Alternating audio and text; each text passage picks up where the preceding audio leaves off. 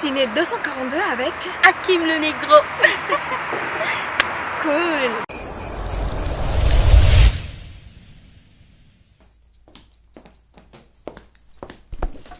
Édouard? Édouard? Édouard?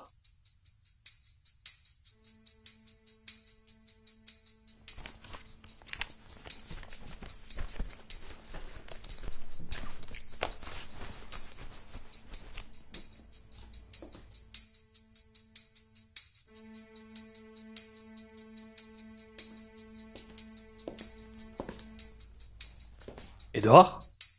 Je suis là. Que me veux-tu? Qu'est-ce que je te... Quelque chose ne va pas? Parle, je t'écoute. Pourquoi tu m'as fait appel? Attends, tu... Oui, tu m'as fait appel. Qu'est-ce que tu as à me dire?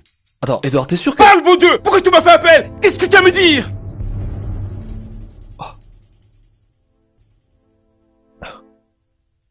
Mais c'est quoi tous ces cris? Que se passe-t-il ici? Je comprends pas. C'est Édouard. Édouard? Tu es qui, toi? Son garde du corps? Mais enfin, Édouard, que t'arrive-t-il? Tu es son garde du corps? Mais enfin, de quoi tu Je parles? t'ai posé une question! Tu es son garde du corps, oui ou non? Attends, t'es en train de me tutoyer? Oui, je te tutoie. Et pourquoi? Hein? Attends, Édouard. De quel droit tu te permets de nous parler sous ce ton? Oh, qu'est-ce que je vois là? De la fureur? C'est de la fureur que je vois sur ton visage? Le patron veut sauver son honneur devant sa pauvre femme! Édouard, je te permets! La ferme! Ferme ta sale gueule! Écoute bien ce que je veux te dire, mon petit. Petit? Oui, tu as très bien entendu. Maintenant, ouvre grand tes oreilles et écoute très attentivement ce que je veux te dire. Tes promesses et le misérable salaire que tu me donnes pour tout le travail que je fais ici, tu peux te les mettre là où je pense. Je dois mettre mes enfants à l'abri avant de mourir et c'est maintenant que je dois y penser. Fous le compte chez moi, je veux plus te voir. Dehors, j'ai dit!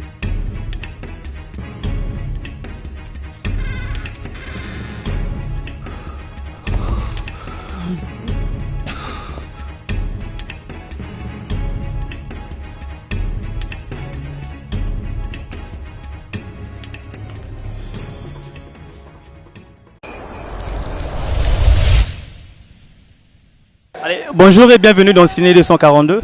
Bonjour Hakim. Alors comment vas-tu déjà? Bien, très bien. Tous les téléspectateurs que te suivent à travers le monde veulent savoir qui est Richim Bebele, cinématographiquement bien sûr. Alors, Richim Bebele est un réalisateur de films fiction. Voilà.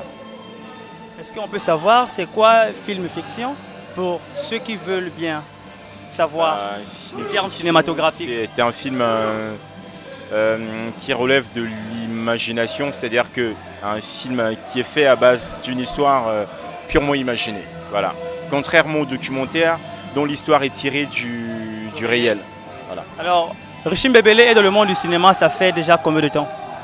Alors, ça va faire de manière professionnelle, ça fait 6 ans. 6 ans. Ouais. Et on peut savoir la première œuvre que tu as eu dans quelle œuvre as-tu commencé professionnellement ton cinéma? Alors j'ai commencé professionnellement sur Subtile Manipulation, qui est un film qui est sorti en 2013. C'est un moyen métrage fiction, voilà, de 50 minutes et 2 secondes. Voilà. Et aujourd'hui, il y a un film qui, je peux dire, t'a encore fait connaître du public congolais et le public international. Ouais. C'est le film Grave Erreur. Exactement. Est-ce qu'on peut savoir Grave Erreur? Ben, Grave Erreur, comme tu l'as si bien dit, c'est le film. C'est donc mon deuxième film, mon premier long métrage, qui m'a fait davantage fait connaître du public tant sur le plan local qu'international. Puis voilà. On peut savoir dans Grave Erreur de quoi parle-t-on? Parce que nous voyons là, à l'image, nous avons un jeune homme à la devanture et de part et d'autre, à son extrémité, il y a une femme, sinon une demoiselle et un vieux. Est-ce qu'on peut savoir l'idée de Grave Erreur? Alors, de manière synthétique, c'est un film qui part de la trahison due à un excès de confiance. Voilà, donc je parle d'une relation entre un jeune cadre et son employé de maison, donc son domestique, envers qui il a un grand amour. Et puis leur relation est un peu remise en question par donc la femme de ce dernier, qui n'approuve pas l'idée qu'un patron, on va le dire comme ça, soit très attaché à son homme de maison, donc son domestique. Alors, bien que la fiction provient du monde imaginaire, on peut dire que Grave Erreur, c'est juste une imagination dont l'auteur s'est servi, ou c'est une histoire vécue quelque part que l'auteur a essayé de transmettre dans le cinéma. Non, pas du tout, c'est pas vécu. J'avais envie de parler, j'avais envie de faire un film sur la confiance, les avantages et les inconvénients de la confiance. Et c'est comme ça qu'est née cette histoire. Et ensuite, j'ai écrit un scénario dessus et donc je l'ai réalisé. Et puis voilà. D'où provient l'inspiration de Richim Bebele, du point de vue général?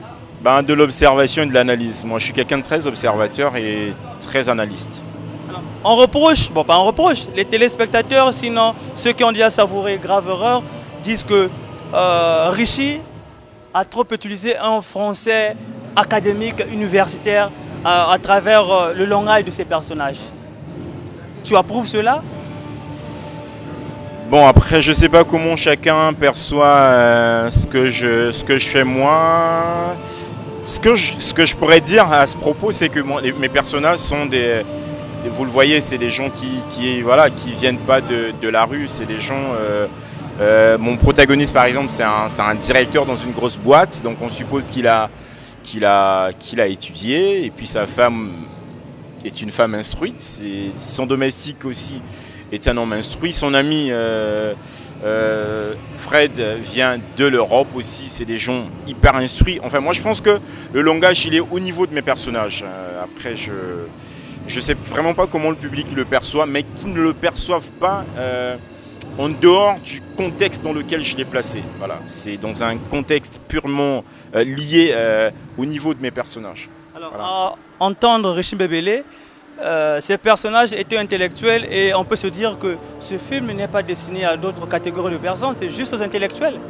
Mais pas du tout. Ce qui compte sur un film, c'est pas tellement ce qui est dit, mais c'est ce qui est ressenti. Et tout le monde est capable d'interpréter et de ressentir des émotions. Après, la parole, c'est un moyen dont on se sert pour mieux exprimer ce qu'on veut. Mais les personnages réagissent face aux difficultés auxquelles ils sont confrontés. Et à partir de ce moment, ce langage-là, le langage de l'émotion est un langage universel. Tout le monde peut le comprendre. Voilà, donc qu'on soit instruit ou non, c'est un film totalement compréhensible. Richim Bebele, au moment où le cinéma congolais est en train de souffrir, bon, souffrir entre griffes, c'est un mot générique en utilisant, souffre d'un problème de production et de management, Richim Bebele fait quand même un long métrage. Alors, d'où provient la projection? Alors, j'avais envie de faire un film, je l'ai fait, je me suis arrangé à trouver les moyens. Voilà, c'est tout ce que je peux dire à ce propos. Est-ce une autoproduction ou c'est une maison de production qui s'est présentée envers Richim Bebele? C'est une autoproduction. J'ai une boîte de production appelée Afro Cinéfilm Entertainment. Et le film, il a été coproduit avec une autre boîte d'un super pote, un frère, Marius Mavungu, qui donc ensemble on a donc fait ce film. Et dans le film, on a retrouvé Richim Bebele, non seulement réalisateur, mais en tant qu'acteur. Alors, comment est-ce que tu t'es senti dans la peau d'acteur au moment que c'est toi qui as écrit le film? Je me suis senti comme tout acteur. J'avais en face de moi un personnage, je l'ai étudié, je l'ai construit et ensuite je me suis jeté à l'eau. Voilà, donc ça a donné ce que tu as pu voir ou ce que le public a déjà vu. Et puis moi, je suis simplement heureux d'avoir pu camper ce personnage comme je le voulais aussi. Hein. Voilà, c'est une très belle interprétation de Richim Bebele où nous avons vu intervenir l'artiste Nessela Forest. Comment se passent les collaborations entre artistes cinéastes et artistes musiciens ou musiciennes? En tout cas, moi, j'avais pas contacté Nestella parce que c'est une artiste évoluant dans la musique. Je l'avais contactée parce qu'elle répondait à certains critères sur le plan cinématographique. Et puis bon, après, c'était une belle collaboration. C'est une jeune femme très douée, très déterminée, avec qui j'ai eu aucun problème avec elle. Elle s'est fondue dans le personnage, elle m'a donné ce que je voulais. Et puis voilà, et avoir joué encore avec elle, c'était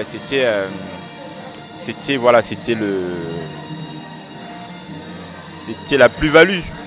Alors, parlons de La production de Grave Erreur, non, les périodes de répétition jusqu'à la production, combien de temps avez-vous fait pour tourner tout ce film-là? Des répétitions, des séances de répétition jusqu'au tournage. Alors, tout le film, la répétition, production, post-production m'a pris 11 mois.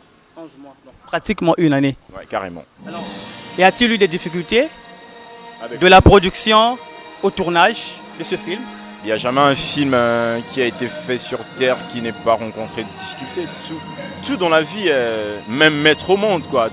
Tout dans la vie est lié à certains obstacles, se confronte à certains obstacles. Après, je ne sais pas si c'est une vraie difficulté, parce qu'au final, ce que j'appelais obstacle m'a permis d'atteindre des performances que j'aurais pas pu sans entre guillemets ces difficultés. Voilà. Donc au final, pour moi, c'est des occasions qui m'ont permis de faire ce que je voulais faire et d'obtenir une qualité souhaitée. Et le public aujourd'hui réclame la continuité de Grave Erreur pour la simple et bonne raison, ils ne se sont pas rassasiés du contenu de Grave Erreur. Est-ce qu'il y a une suite pour ce film ou tu t'es arrêté là? Il y a une suite, une superbe suite même d'ailleurs. Finalement, j'avais pris en compte cette réclamation. J'ai travaillé dessus, donc j'ai écrit un scénario qui est en ce moment en commission de lecture, parce que j'ai une équipe qui jette un coup d'œil sur mon travail. Donc en ce moment, il est en train d'être lu. Et après, je vais le corriger. Et d'ici à 2017, en début d'année 2017, je vais commencer le tournage. Donc le film, on va dire, il pourrait sortir d'ici à la fin de l'année 2017. Mais Grave Erreur 2, oui. Deuxième partie? Pas vraiment deuxième partie, mais Grave Erreur 2. Voilà. Et c'est toujours le même minutage? Alors ça va se décider au montage, je ne sais pas encore. Mais je voudrais vraiment garder la même durée, pardon. Je voudrais garder la même durée. Je voudrais surtout pas... Tout ce que je voudrais moi, c'est donner du plaisir à ceux qui vont suivre ce film. Voilà. Donc s'il peut durer 2 heures, 4 heures, tant que je serai persuadé que ça va plaire aux spectateurs, aux téléspectateurs qui le suivra, je vais me jeter. Pour donner du plaisir aux téléspectateurs, aux mélomanes du cinéma congolais, ils veulent savoir, tu garderas les mêmes personnages ou certains s'ajouteront ou d'autres partiront? Pour la plupart des personnages seront gardés. C'est vrai qu'il y a 2 ou 3 qui sortiront et il y a d'autres qui vont rentrer. Ce qui est sûr, c'est que ça va être un super film. Enfin, je le crois, ça va être un super film. Tiens. Prends ça, ça va te soulager.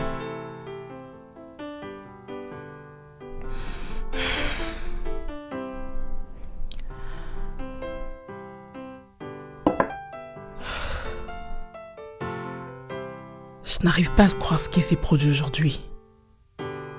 Edouard était si furieux, si sauvage que pendant un moment j'ai cru qu'il ne ferait du mal.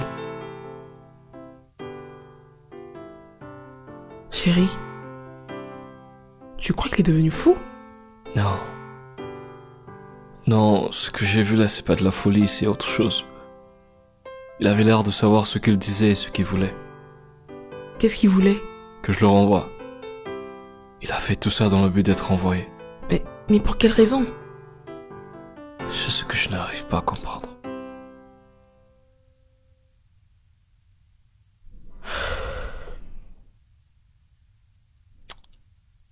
Quand je pense qu'il a osé te traiter de petit.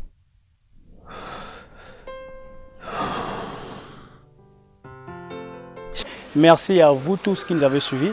On se retrouve très prochainement, s'il plaît à Dieu. Bye. Bonjour, suivez Ciné 242 avec Hakim le Négro. Cool.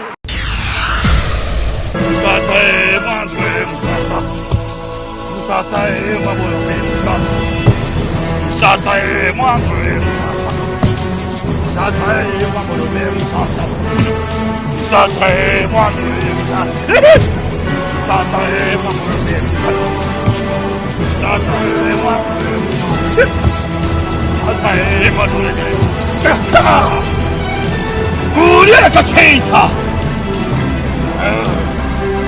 骨裂嘛清他。